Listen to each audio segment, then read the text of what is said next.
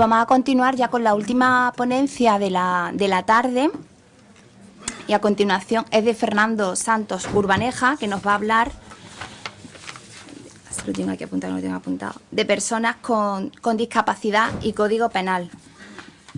Presentar a Fernando Santos es prácticamente, bueno, yo creo que para todos es muy conocido, más que conocido.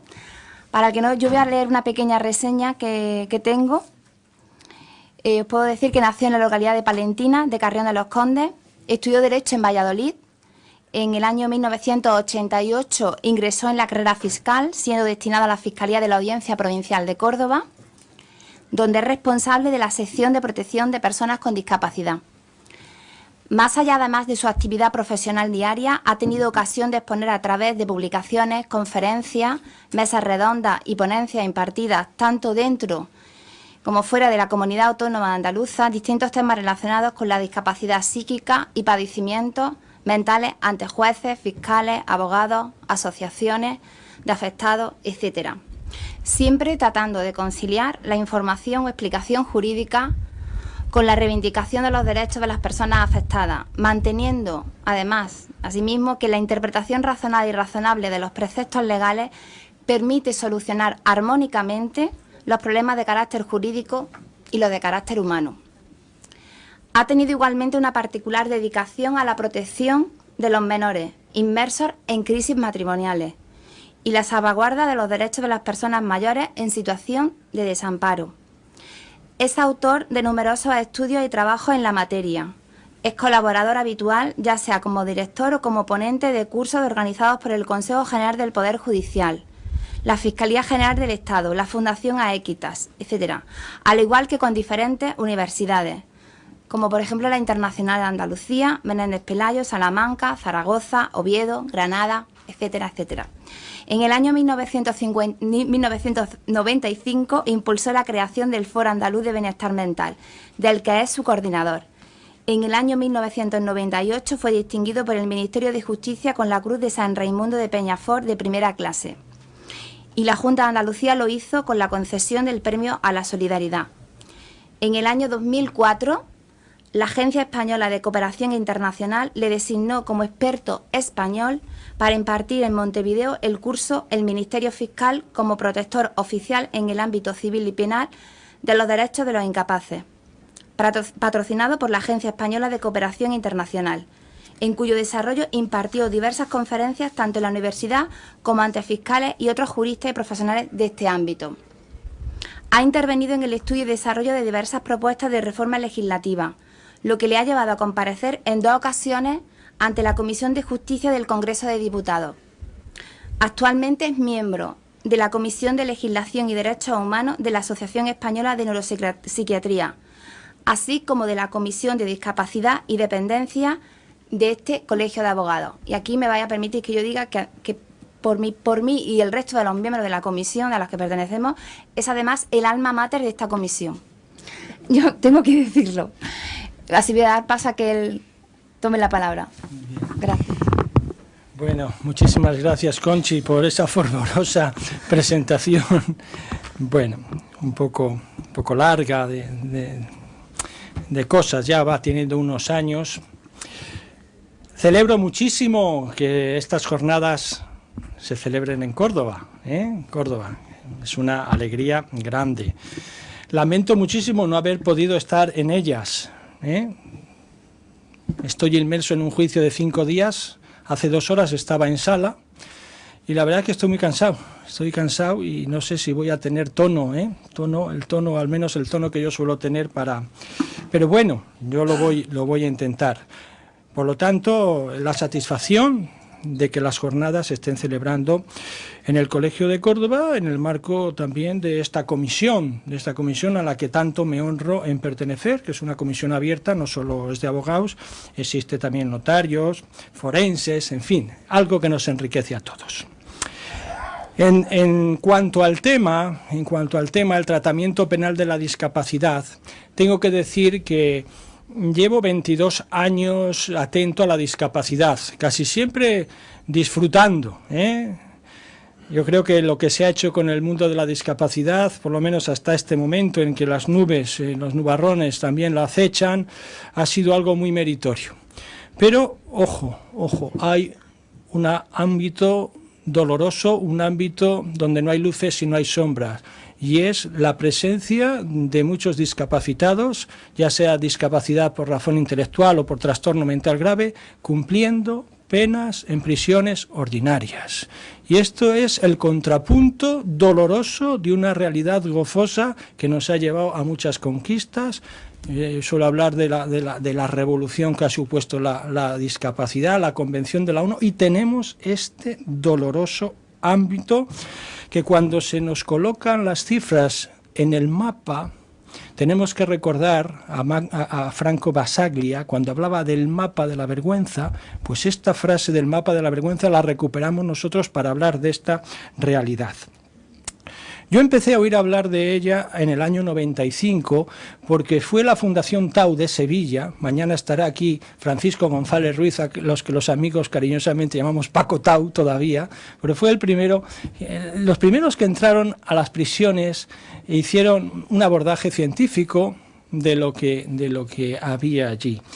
También la Asociación Española, la Asociación de Derechos Humanos me dijo: ¿sabes lo que hay en las prisiones?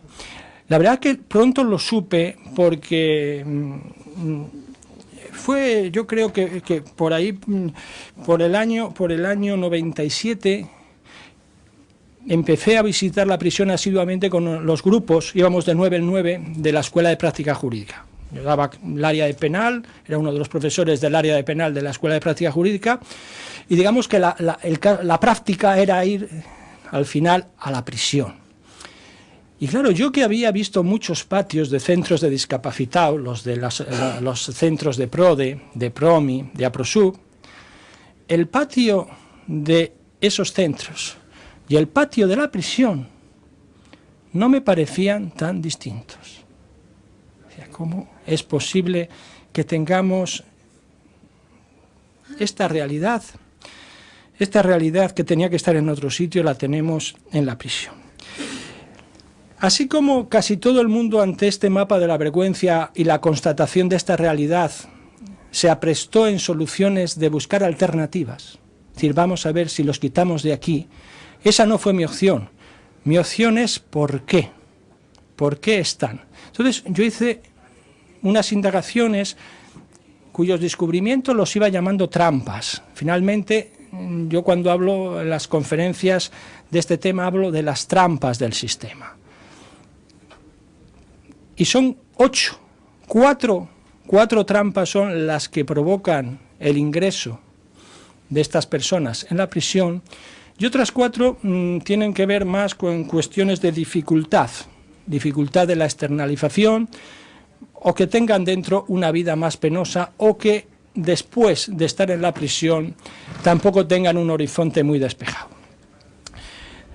Y de esto es de lo que voy a hablar, de las trampas, de las 8 trampas divididas en estos grupos de 4 y 4, poniendo de manifiesto mi satisfacción también porque desde hace unos años la abogacía se está implicando de una manera muy acentuada en este tema.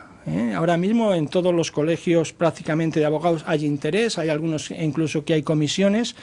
Hace poco desde la sede del Consejo General de la Abogacía se hablaba de hacer un estatuto del enfermo, del discapacitado en prisión. Celebro muchísimo que la abogacía se haya implicado y de una manera muy activa en la reivindicación de los derechos de estas personas.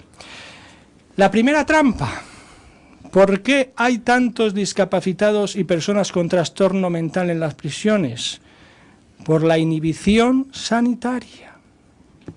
Me interesa decir ahora de qué colectivos estamos hablando, cuáles son las personas que tienen más posibilidades de acabar en prisión. Bien, por la discapacidad intelectual, sobre todo, sí, lo que es la discapacidad, pero casi siempre asociado muchas veces al abuso de alcohol, discapacitados que tienen autonomía, que están en la calle, que alguna vez pues, consumen alcohol o lo consumen con alguna frecuencia. Después está los trastornos límites, algunas situaciones o personas del espectro autista.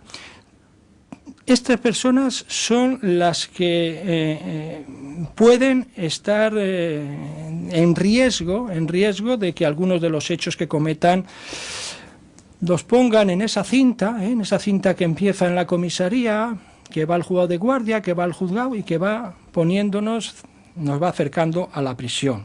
Una realidad, porque la mayor parte de las conductas que hacen estas personas yo las llamo actos torpes, sobre todo cuando hay esa discapacidad, el alcohol, pues casi siempre con ser pequeños hurtos, cosas, en fin, más o menos a veces absurdas, ¿no? Pero que ocasionan alarma y que acude la policía. Más graves son la utilización de estas personas por terceros, por terceros que se los utiliza para delitos y que cuando llega la policía inmediatamente son a los primeros o a los únicos muchas veces a los que se detiene. Bien, pues este es una parte del colectivo al que me estoy refiriendo. Después están todos los trastornos de conducta y todos los trastornos mentales, los cuales han sido, bien porque no tienen conciencia de enfermedad, bien porque la tienen de sobra y no acuden dócilmente a los dispositivos sanitarios, pues están fuera del control. Además, no hay ningún psiquiatra que no admita, que no acepte que hay una parte del trastorno mental del que han dimitido. No hay ninguno.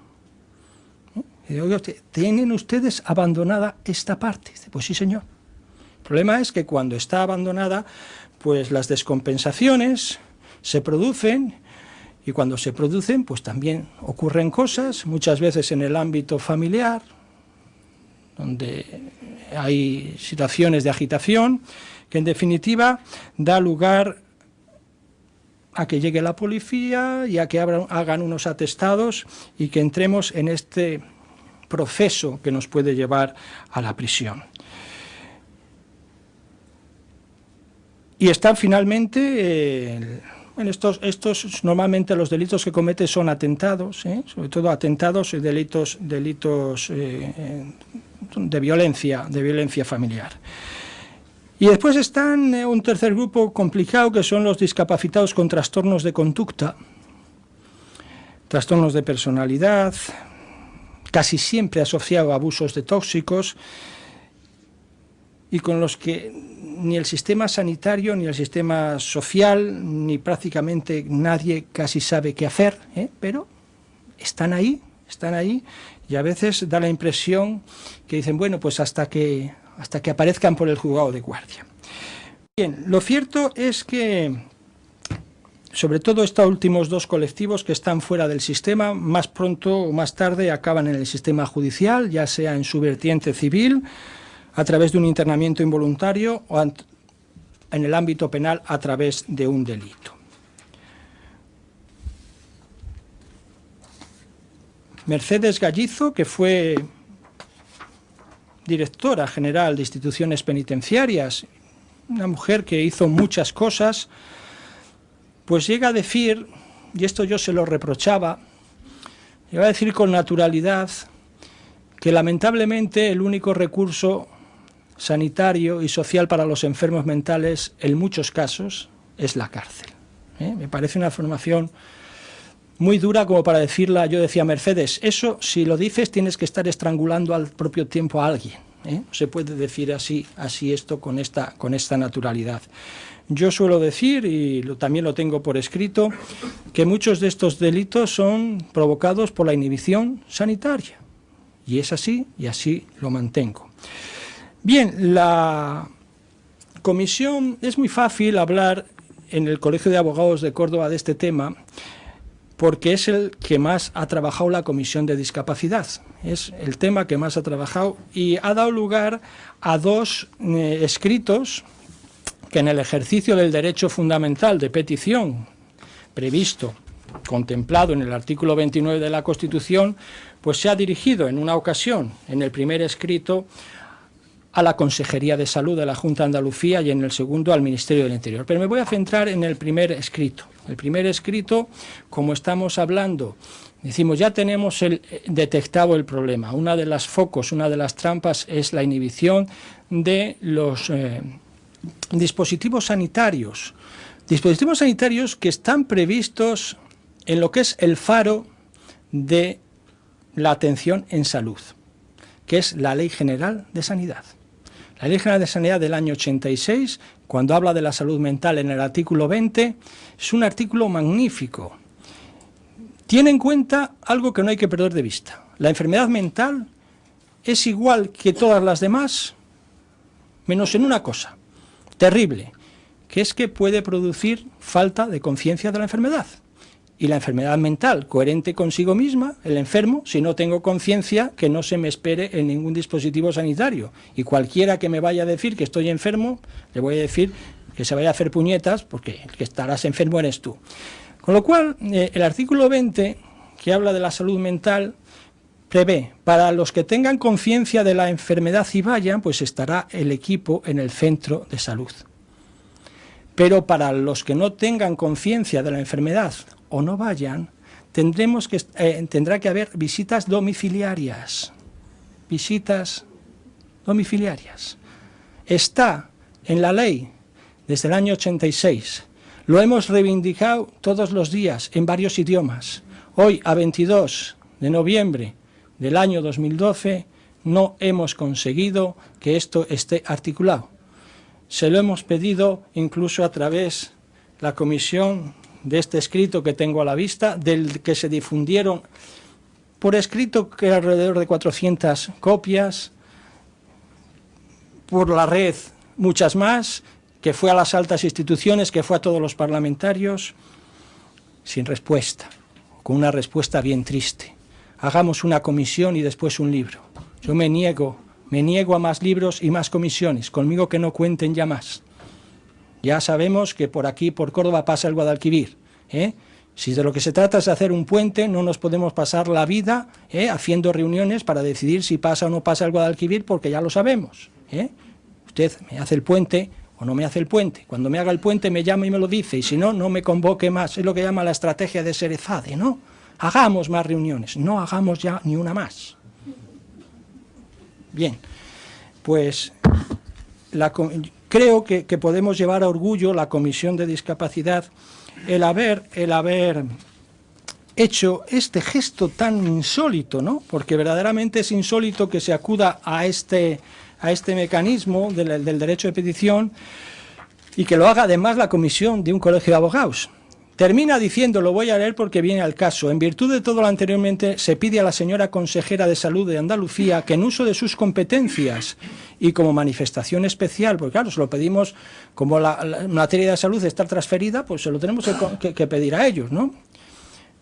Bien, como manifestación de la especial protección debida a los enfermos mentales expresada en el artículo 22.3 del renovado Estatuto de Autonomía. Es que en el renovado Estatuto de Autonomía del 2007 se entretuvieron en decir que las prestaciones y dispositivos para los enfermos mentales son preferentes. O sea, ahora a mí cuando me dicen que me hablen de recorte, digo, tendrás que recortar a otros.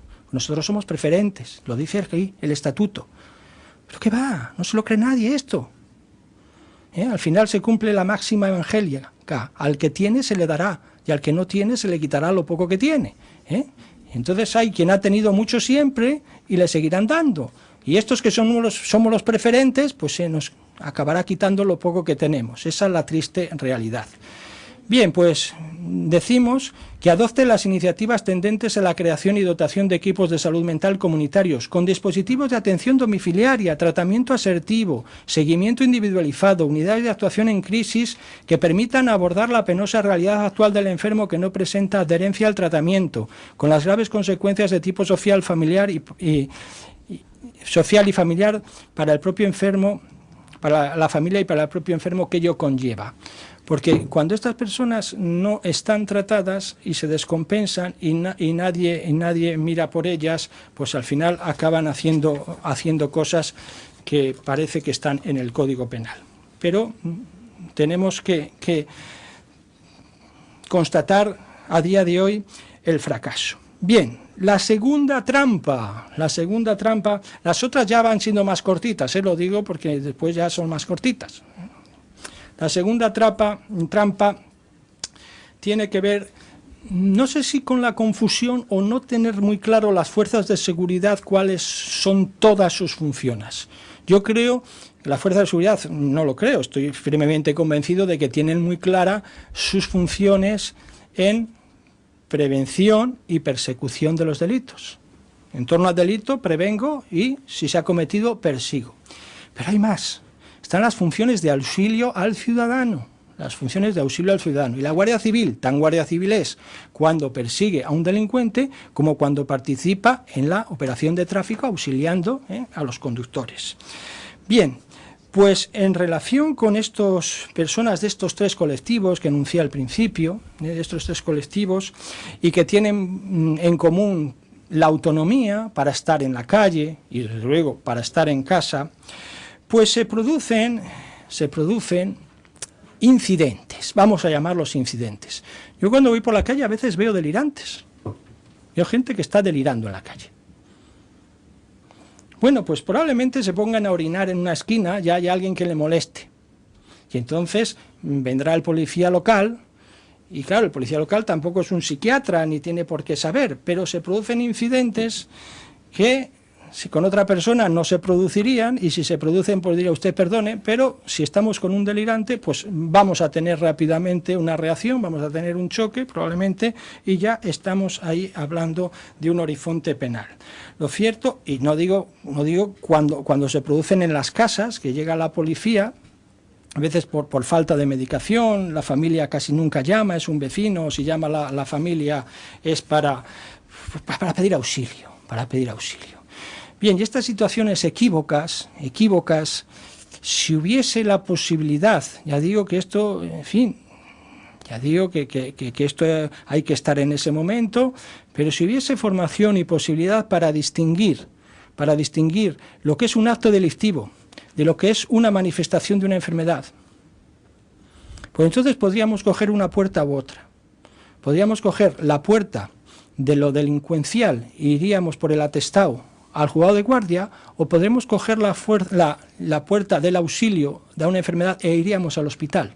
Las consecuencias son tremendamente distintas, porque si yo te llevo al hospital, pues lo que estoy haciendo es ponerte en disposición de que te den una asistencia sanitaria. Pero si te llevo enfermo a la comisaría y de ahí vamos a salir con un atestado al juzgado de guardia, vamos a sumar al tema de la salud el tema de una pendencia de un procedimiento penal. Con lo cual, la historia es delicada. Así que, desde la comisión, esto tiene que ver con el segundo escrito, el que mandamos al Ministerio del Interior, nos gustaría que se hiciese llegar esto a las fuerzas de seguridad, que se les diese a conocer la legislación. Hay un artículo en la Ley de Seguridad Ciudadana, el artículo 21, aquel célebre de la patada en la puerta, a que Corcuera aunó su destino. Si el Tribunal Constitucional declara, yo me voy. Lo declaró una parte y se fue, ¿no? Bien, ahí dice, cuando por razón de urgencia, necesidad inminente, etcétera, etcétera, sea necesario entrar en un domicilio, la fuerza actuante dice, levantará un acta o un atestado. Aquí está claramente expresada las dos funciones de la policía. Si tengo que entrar en funciones de auxilio, levantaré un acta. Y eso no lo mando al juzgado de guardia. Se lo daré, si hace falta, porque después hay un internamiento, se lo daré al juzgado civil. O será un acta para mí, porque alguna vez a mí me ha dicho algún policía, es que me rompió la camisa, entonces si no lo apunto en un sitio, no cobro la camisa o no tengo... Bueno, pues que sirva para eso. Pero esto, poner un acta sobre la base de que se ha cometido un delito de atentado, tiene unas consecuencias muy, muy penosas, ¿no? Bien, pues lo que le decimos al Ministerio del Interior en este más reciente escrito que la Comisión le dirige es que Lo mismo que en una instrucción del año 2007 que regula o dice a las fuerzas de seguridad cómo debe hacerse la detención y da unas normas generales y después unas normas concretas para cuando son menores, para cuando sean extranjeros, que dé unas normas concretas cuando estamos en una situación de discapacidad.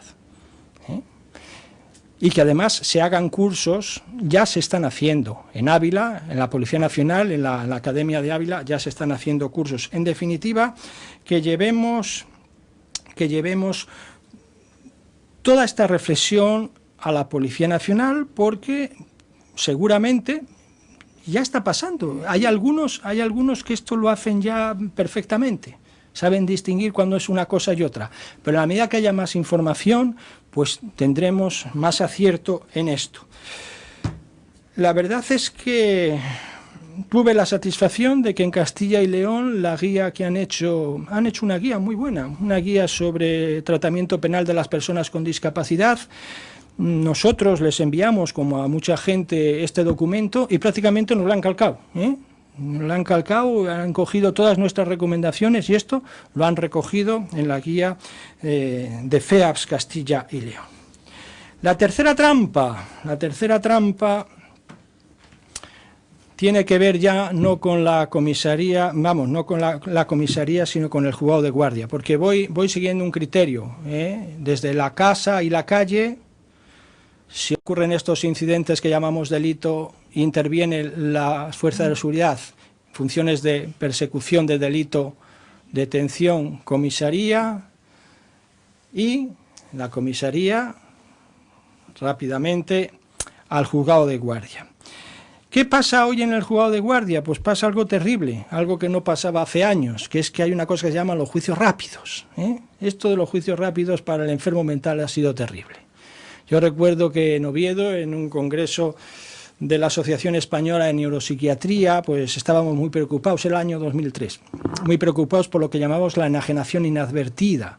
Es decir, cuando no había juicios rápidos, pues se quejaban los psiquiatras, nos quejábamos de que había personas que estaban en la cárcel y en la cárcel se detectaba que habían tenido un trastorno mental, pero nadie se había dado cuenta. El procedimiento había durado un año, año y medio, y nadie se había dado cuenta. En la comisaría, bueno, pues el estado emocional del detenido pues suele ser raro, en el juzgado de guardia no se detectó, el abogado le designó uno de oficio, que acaso no pudo hablar mucho con él, bueno, total, que aquello nos preocupaba. Y yo les decía, pues si esto está ocurriendo ahora, no os digo nada cuando empiecen los juicios rápidos. Creo que quien haya estado en el juzgado de guardia sabe cómo ocurren allí las cosas. Yo ya últimamente no llevaba a nadie allí de los alumnos, porque ¿para qué? Si no ven nada. Eso es como que pasa el AVE, pero vamos, si allí hay una cosa y te conformas, no te conformas, y dan a una tecla y sale a 15 metros, escupe una impresora, unos folios que dices que firmes, y pues ya está, sí. Y además parece como que es que en la práctica ha superado la ley. O sea, la ley era malísima. Yo recuerdo que aquí hicimos casi un amotinamiento. Yo escribí un artículo que se titula La alegoría de Doña Libertad y Doña Seguridad, subtitulado A mí no me han preparado para esto. Desde Córdoba hicimos mucha oposición porque veíamos lo que era eso. Yo siempre me habréis oído decir que eso de correr estará muy bien para el maratón, pero para la justicia, ¿quién ha dicho que sea bueno correr para la justicia? Bueno, pero yo comprendo que para las alcoholemias, pues mira, sobramos todos. Que al lado de la máquina del café pongan la máquina de las alcoholemias. Que diga, ¿cuánto has dado? 0,83. Pues venga, paga y ya está. Para eso no.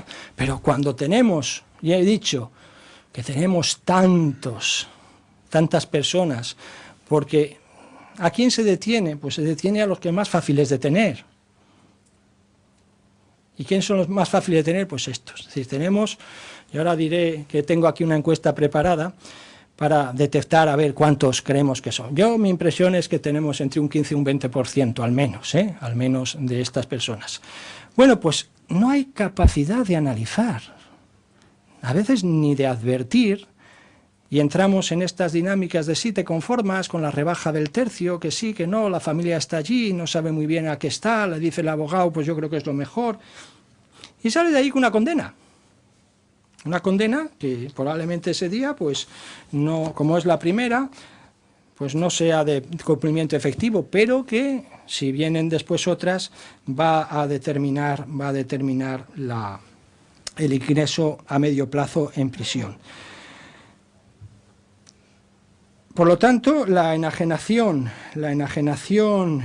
inadvertida se va a dar muchísimo, nos va a provocar muchas personas que le vamos a dar un billete para la cárcel, y cuando la enajenación es advertida, es decir, que nos hemos dado cuenta, mi propuesta es que rápidamente se lleve por enjuiciamiento lento, vamos a llamarle así, el ordinario, ¿eh? Es decir, una vez que la ley lo dice, cuando la instrucción presumiblemente sea compleja no podremos ir por un enjuiciamiento rápido, y la inimputabilidad es una cuestión siempre compleja en su estudio. Además,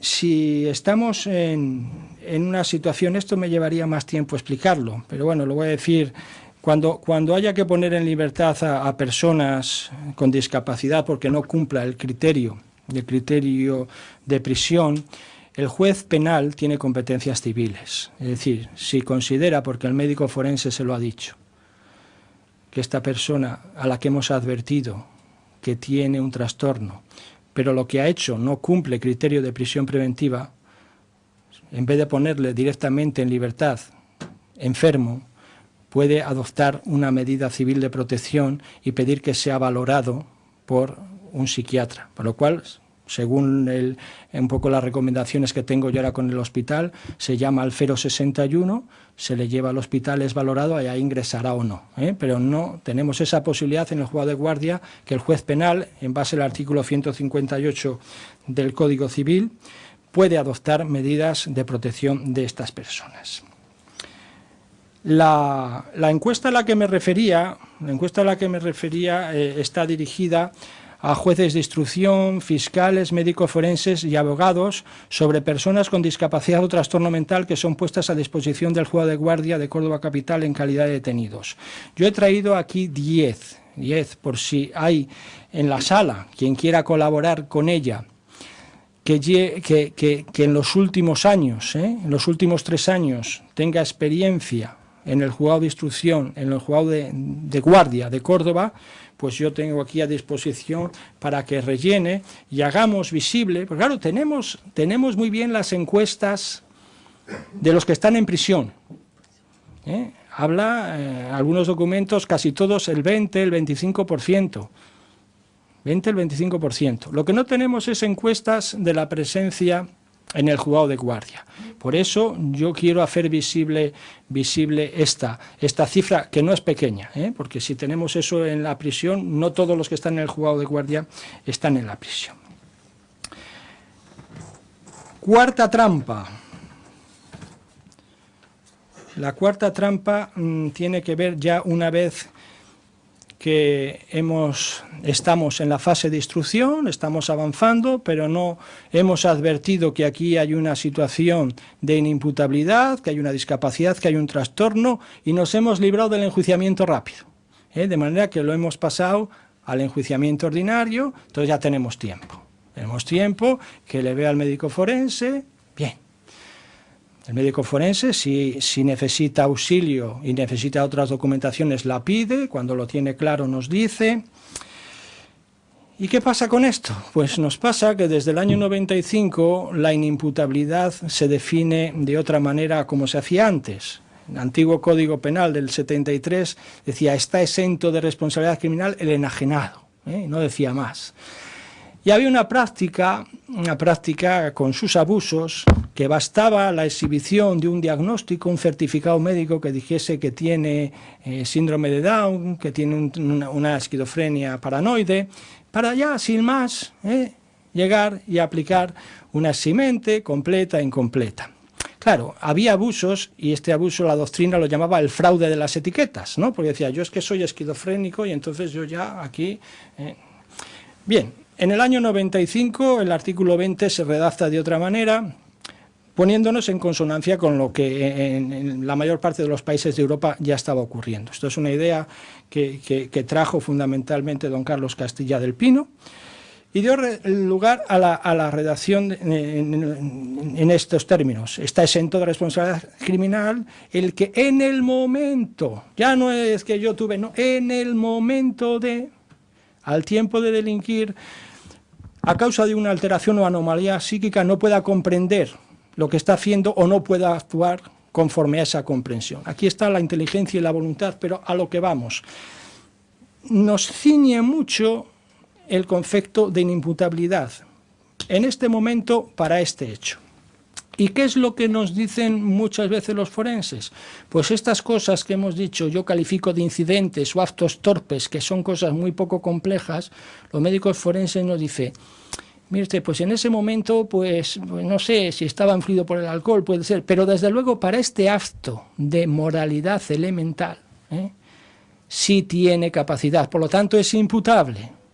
Claro, una importante porción de estos que hemos llevado por la vía ordinaria, cuando son analizados, terminan, para este hecho es imputable. Si es imputable, no se le puede poner ninguna medida de seguridad, ni se le puede rebajar la pena. Se le trata como a una persona normal. Y si se tiene que ir a la cárcel, se va a la cárcel. Pero a la cárcel no va la parte sana, también va la parte enferma. Con lo cual, por esta vía es otra de las vías por las que nos encontramos personas a las que sí se advirtió que había un trastorno, que había una discapacidad, pero no obstante no se les aplica ninguna medida. La propuesta que tendremos que hacer, yo ya he propuesto, ya he anunciado que tendremos que hacer desde la Comisión al Ministerio de Justicia es que en estos casos, si bien yo entiendo que no se rebaje la pena, sí tendrá que hacerse constar la existencia de la enfermedad a efectos de poder imponer una medida de seguridad y que no nos veamos obligados a tener que ir a los centros ordinarios. Con esto termino las trampas que hace que tengamos más personas de la cuenta, no digo yo, porque en fin, de todo hay una parte de los trastornos mentales graves que reivindican su derecho a ir a la cárcel como todos los demás, y hay casos en los que probablemente pues eso tenga algún sentido, pero cuando visitamos la cárcel aquí, yo la última vez que estuve, pues eran 72 enfermos, 42 en la enfermería, otros en un módulo especial, y cuando ves esto no tiene por qué estar aquí. Bien. Este segundo bloque, que es ya más breve, de trampas, una vez que se ha producido el ingreso, la primera es la de las penas accesorias que tiene que ver con delitos de violencia familiar. Ya he dicho que en las casas, cuando la persona no está recibiendo tratamiento, cuando quien te tiene que dar el tratamiento no pregunta por ti, pues claro, dice, mire, a la segunda vez que no venga, pues tendríamos que ir a buscarlo. Yo tengo algún documento que dice, como no, la segunda vez que no viene le doy de alta. No. ¿Cómo le voy a dar de alta? Tendré que salir a buscarle. ¿No? Claro, entonces, estas personas se van deteriorando a la vez a los cuidadores. Yo quiero escribir pronto los dilemas éticos del cuidador, y la primera cuestión es, ¿y el cuidador está en condiciones a veces ya de plantearse algún dilema ético? ¿O ya es que está, como yo tengo la experiencia a veces muy cercana, es decir, está anulado? Esto ya es una cosa que le sobrepasa, ¿no? Bien, entonces ocurren cosas y ocurren empujones al padre, ocurren amenazas, y eso está en el Código Penal, ahora en el artículo 153, lo llaman delito de violencia familiar, y a mí es que pierdo casi la paz cuando digo, vamos a ver, vamos a mirar las cosas desde la Constitución y desde el Estado, este Estado social. El Estado social dice que voy a dar salud y la organizo. Y resulta que aquí, ojo, doy salud y yo no lo voy a hacer todo. Esto se plantea desde la Constitución, desde el principio de corresponsabilidad. Yo organizaré la salud y la familia pondrá lo que tenga que poner, esta corresponsabilidad. Pero ante estas situaciones que hemos dicho sobre las que la psiquiatría ha dimitido, cuando se va el Estado se queda solo la familia, y cuando la familia explota y pasan cosas, viene el Estado y te manda al fiscal y te manda a la policía. Y eso es lo que es difícil de asumir, ¿no? Pero no han acabado aquí las desgracias. Es que si te condenan, además, por este delito, por imperativo legal, en todo caso te van a poner la prohibición de comunicación y la prohibición de acercamiento. Con lo cual, esos cuidadores, que lo han sido siempre, y que lo que pasó nunca han reivindicado una pena, sino un auxilio, tenemos una situación de condena. Y cuando van a la cárcel, esto pasa, a ver a su hijo, no les dejan entrar, ni les pasan las llamadas. Esto es que no se puede sufrir. Esto lo estamos diciendo, pero parece que con poco éxito. Por lo tanto, esta es otra trampa. Una trampa, la primera de este segundo grupo. La segunda son las dificultades de externalización. Hay como un coche escoba, hay una posibilidad de decir, mira, bueno, como aquí hemos fallado todo, no nos hemos dado cuenta y resulta que ahora hemos hecho los análisis y nos hemos encontrado la realidad de la discapacidad y el trastorno en prisión. Y está el artículo 60, que yo no sé cómo llamar al concepto del artículo 60. Yo le llamo la otra inimputabilidad, porque la inimputabilidad del artículo 20 ya he dicho cuál es muy definida en este momento en relación con este delito. Pero el artículo 60 dice, es en relación con el cumplimiento de la pena, el que no tenga capacidad para comprender el cumplimiento de la pena. Pues esto es otra cosa. Esto no me enfrenta en un momento con un delito, sino a mí, en este momento, con el sistema penitenciario, ¿no? Bueno, pues cuando esto ocurra, se pueden dar soluciones que hasta el año 2003 incluso podía llevar a la externalización, es decir, se pone a disposición de los dispositivos sanitarios y se archiva el expediente, y ahora en realidad lo que hace es que entremos, en general, si te pasan de la prisión, pues pasan al internamiento psiquiátrico, en fin, pero dejar de estar privado de libertad ahora es difícil. Pero hay muchísimas dificultades jurídicas y judiciales. Cuando hay dependencia múltiple hay que poner de acuerdo a varios juzgados. Los informes del equipo de tratamiento, aunque sean favorables, el Ministerio del Interior tiene una práctica muy cuantitativa. Si la condenas a más de 3 años, olvídate, si es de menos, sí. Y teníamos mucha esperanza hace años en FEAPS dio 52 plazas de alternativas para discapacitados que estaban en prisión y realmente solo 5 se pudieron utilizar por todas estas dificultades. O sea que aunque está el concepto y aunque está en la teoría la posibilidad, después es muy difícil materializarlo.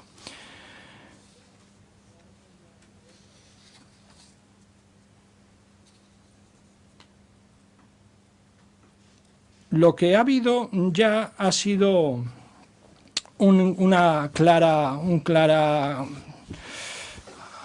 aceptación por parte de instituciones penitenciarias de que esta realidad existe. Porque antes decían, no, esto es una cosa excepcional, no. Tengo a la vista el PAYEN, el Programa de Atención Integral al Enfermo Mental. Es un poco la aceptación de que en las prisiones tenemos, las cifras que dan aquí son tan altas, de manera que se están organizando módulos como pequeños hospitales psiquiátricos penitenciarios dentro de las prisiones ordinarias.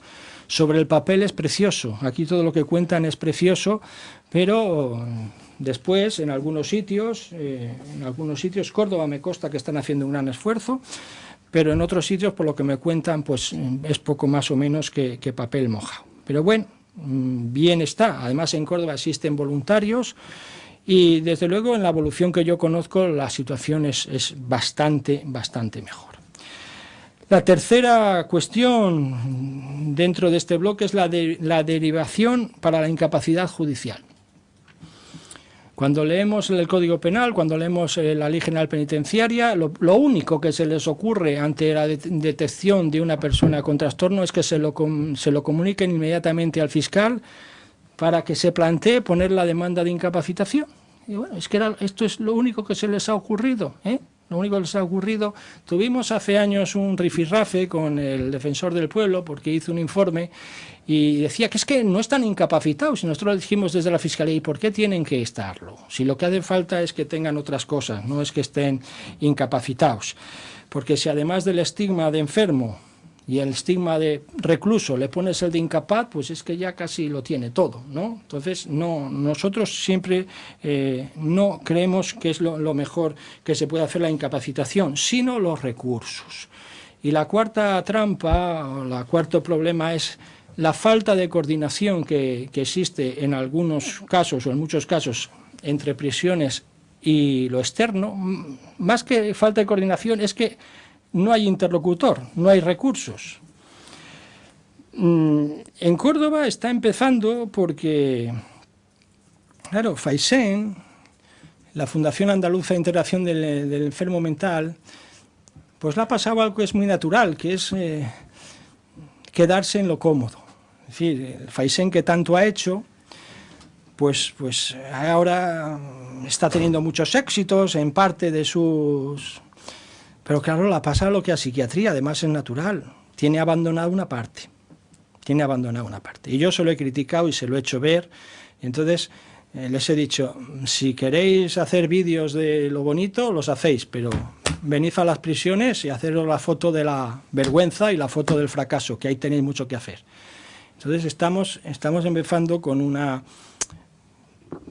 manera de actuar de que yo les he dicho, cuando haya alguien a los 6 meses, antes de 6 meses de salir, FAISEN, si no tiene otros apoyos, no hay apoyos familiares, tendrá que hacerse cargo, tendrá que plantear recursos para estas personas.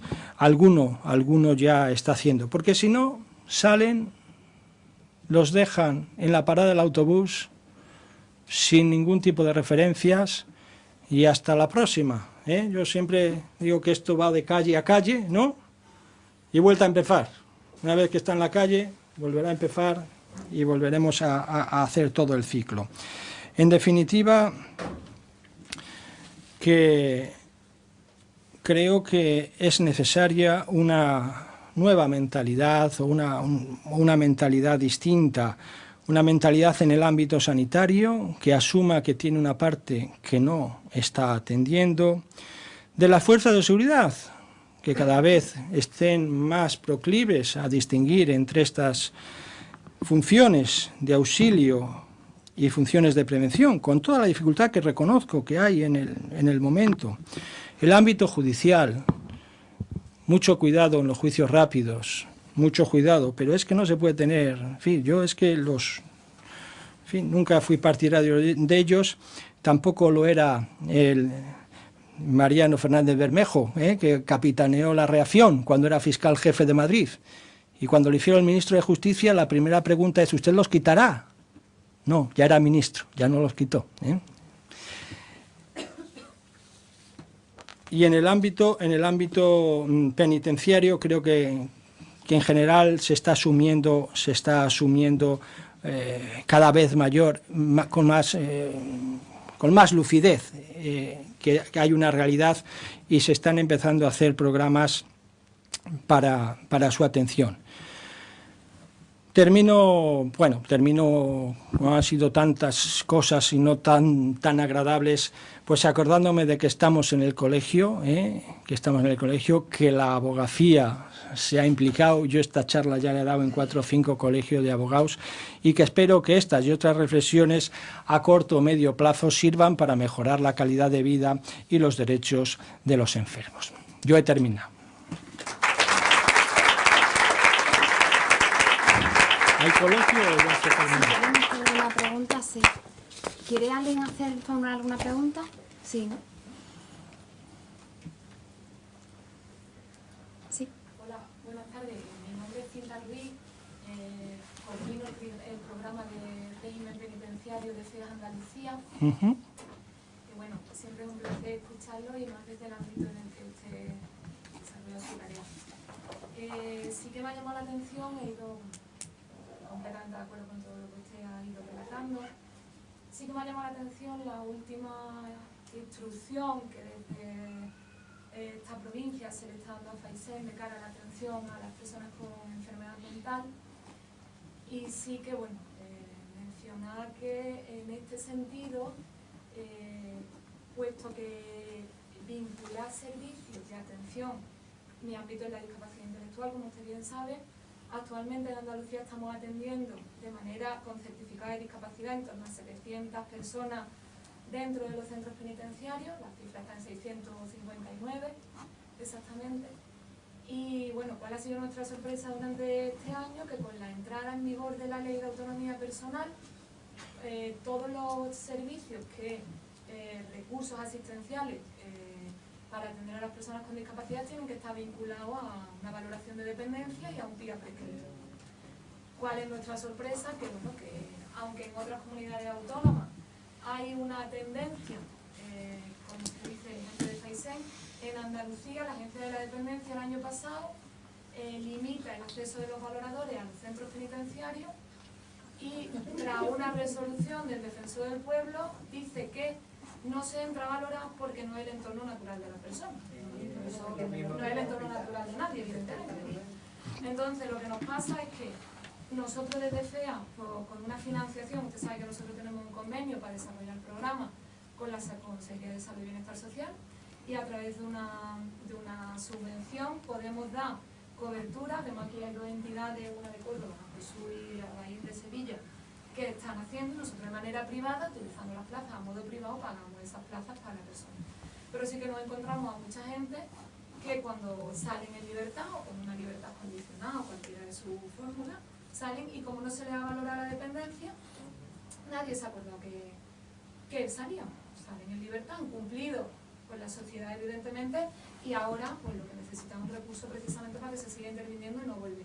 Con el agravante de que, como usted ha mencionado, en muchas circunstancias por delitos domésticos nos encontramos con que además tienen una orden de alejamiento de su entorno familiar, o incluso se nos están órdenes de destierro porque como incumplen tantas veces, yo no soy jurista, no me dedico, pues bueno, cada vez alucina una más con las situaciones particulares.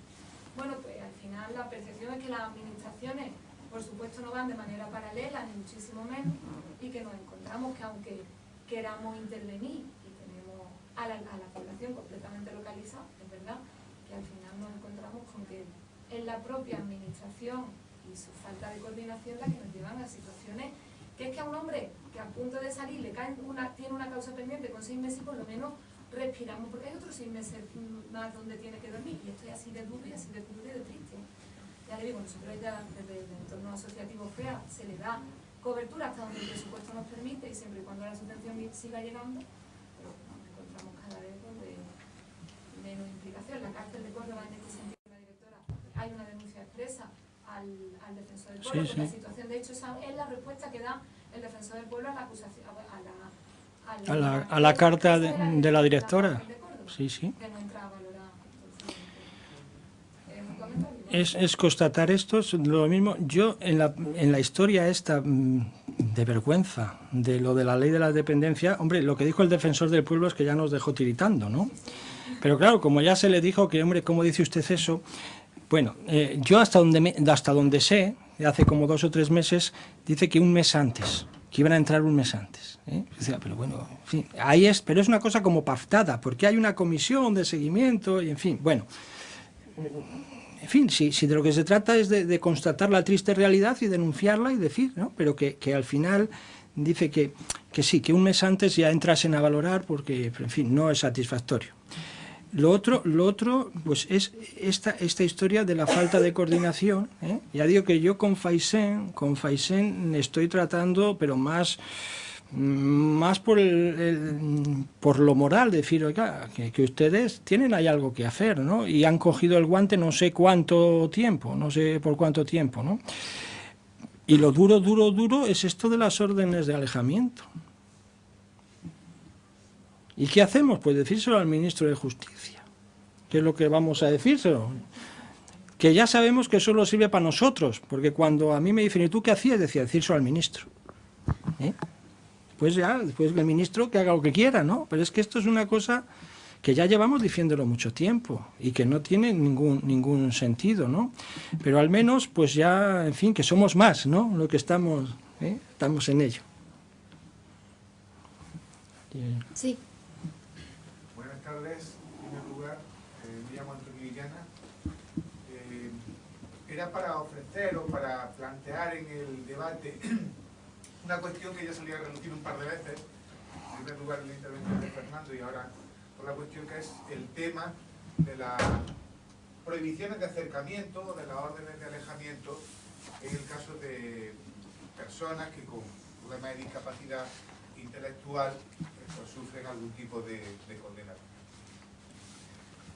Yo estoy trabajando en los juzgados de Motril, en un juzgado penal, y bueno, pues en algún momento me planteé este problema que por frecuencia ocurría con mucha reiteración.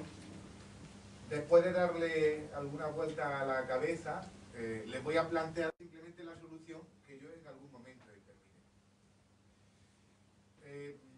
Si efectivamente hay una situación de tensión, de estrés, que Fernando ha retratado, ha fotografiado con muchísima crudeza, pero con muchísima exactitud, y es posible establecer algún tipo de valoración, no sobre la persona, en principio con la discapacidad, sino sobre el cuidador, y se puede establecer la existencia de un síndrome de estrés del cuidador.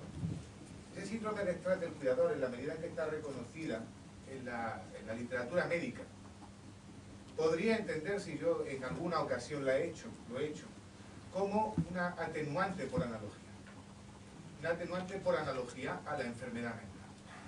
Establecer el síndrome de estrés del cuidador como atenuante analógica no solamente permite reducir en alguna medida la condena que se pueda imponer al cuidador, que en un momento determinado pues ha perdido los nervios y se ha comportado de manera objetiva delictiva, eso está claro, pero posiblemente sobrepasado por las circunstancias, pero sobre todo abre una puerta para dejar de imponer las medidas del artículo 48, es decir, esas prohibiciones de acercamiento o de comunicación.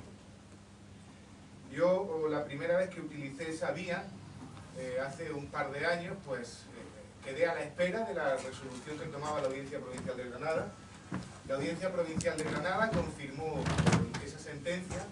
Yo después, en alguna otra ocasión, perdonen que me autocite, pero simplemente les planteo mi experiencia, en alguna otra ocasión la he utilizado, nunca se ha recurrido ninguna de las sentencias que yo he puesto por la mera apreciación de esa atenuante analógica, y eso ha permitido minorar el rigor que se tiene muchas veces con este tipo de comportamientos, pero sobre todo, como ya digo, ha abierto una puerta a frenar o cuando menos evitar la imposición de esas prohibiciones de acercamiento y de comunicación. Entonces eso era lo que yo quería. Lo que pasa es que esta es la mitad del libro, es decir, cuando son los familiares los condenados, que son las menos. Es la hipótesis cuando el condenado es el enfermo. Esa es la hipótesis mayoritaria. Y aquí, claro, aquí la atenuante de estrés del cuidador no... No, pero bueno, cuando el condenado es el enfermo, entonces, hombre, si no tenemos la eximente completa, deberíamos de ser flexibles en la aplicación de la... Si el tema es que esto ocurre en el juzgado de guardia donde nadie se da cuenta de que este es un enfermo. Es que yo he ido haciendo, es decir, si el tema es que la mayor parte de estos hechos se juzgan como juicio rápido en el juzgado de guardia en 3 minutos. Con lo cual, de ahí sale una condena y una prohibición.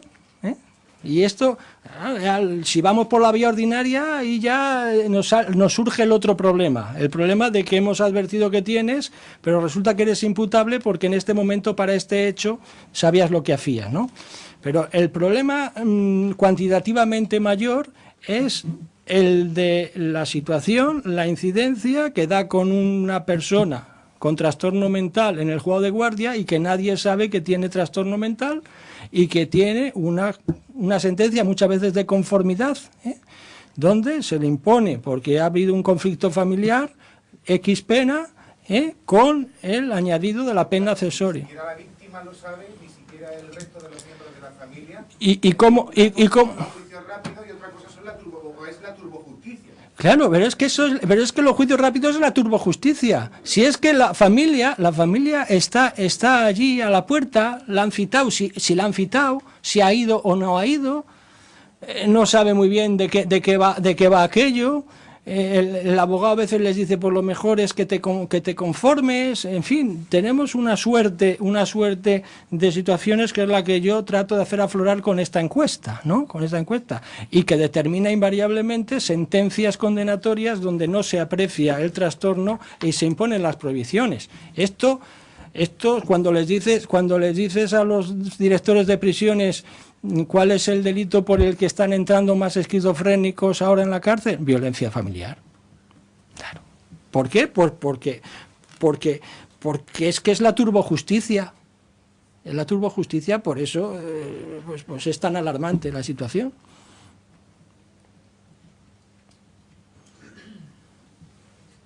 ¿Alguna pregunta? ¿Más?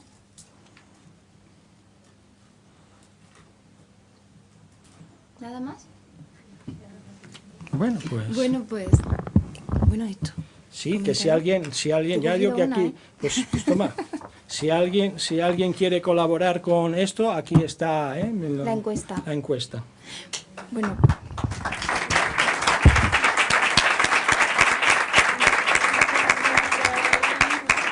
Pues nada, damos por terminada la jornada en el día de hoy y nada, mañana os esperamos a las 10 de la mañana. Comienzan. Gracias.